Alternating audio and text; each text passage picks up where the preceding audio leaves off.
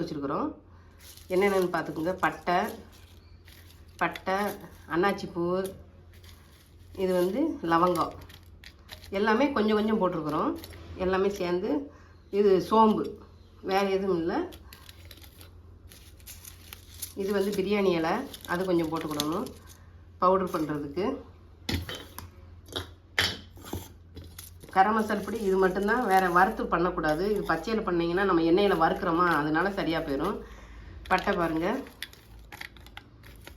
பட்டை எடுத்துருக்குறோம், லவங்கம், சோம்பு, இது வந்து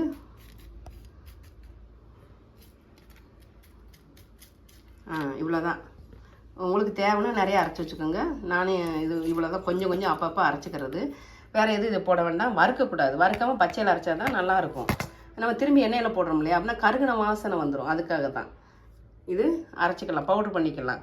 இது வந்து குருமாவுக்கு, பிரியாணிக்கு எல்லாத்துக்கும் இந்த பவுட்ரு போட்டுக்கலாம். கரம் மசாலா பொடி இதுதான் வந்து வீட்டில் அரைக்கிறது. இதில் வேறு எதுவும் சேர்க்கக்கூடாது. அரைச்சிட்டு காட்டுறேன். பவுட்ரு பண்ணியாச்சு. இது வந்து பிரியாணிக்கு போட்டுக்கலாம், குருமா வைக்கிறீங்களா அதுக்கெல்லாம் போட்டுக்கலாம். எல்லாத்துக்கும் இது வந்து யூஸ் பண்ணிக்கலாம். கொஞ்சம் கொஞ்சமாக அரைச்சி வச்சுக்கிட்டிங்கன்னா நல்லது. ரொம்பவும் அரைக்காமல் வறுக்கக்கூடாது. வறுத்தா நம்மளுக்கு என்ன ஆகும்னா, எண்ணெயில் வேறு இது வேறு போடுறோமா, நம்ம இது வேறு வறுத்துறோம். ஃபஸ்ட்டு நம்ம திரும்பியும் எண்ணெயில் போடும்போது கருகிரும், பட் டேஸ்ட்டு மாறிடும். இது கொஞ்சமாக போட்டாலும் போதும், நல்லா காட்டமாகவும் இருக்கும், நல்லாயிருக்கும். இந்த மாதிரி அரைச்சி வச்சு பிரியாணி பண்ண போகிறோம். 350 அரிசி எடுத்துருக்கிறேன், ஊற வச்சுருக்கிறேன். இது வந்து காளான் பிரியாணி பண்ண போகிறோம்.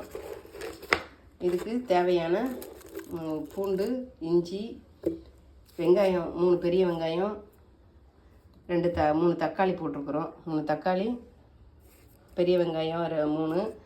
இது பூண்டு உரிச்சிக்கலாம். இது காளான் பிரியாணி பண்ண போகிறோம். எப்படி பண்ணுறோன்னு காட்டுறேன். சரியா, வாங்க பார்க்கலாம். பாருங்கள், பிரியாணி பண்ணுறதுக்கு வெங்காயம் கட் பண்ணி வச்சுருக்குறோம். 3 பெரிய வெங்காயம், 2 அன்னாச்சி பூ, 2 பிரியாணி இலை இது போட்டிருக்குது. எண்ணெய் ஊற்றிக்கலாம் அடுப்பத்தை வச்சு.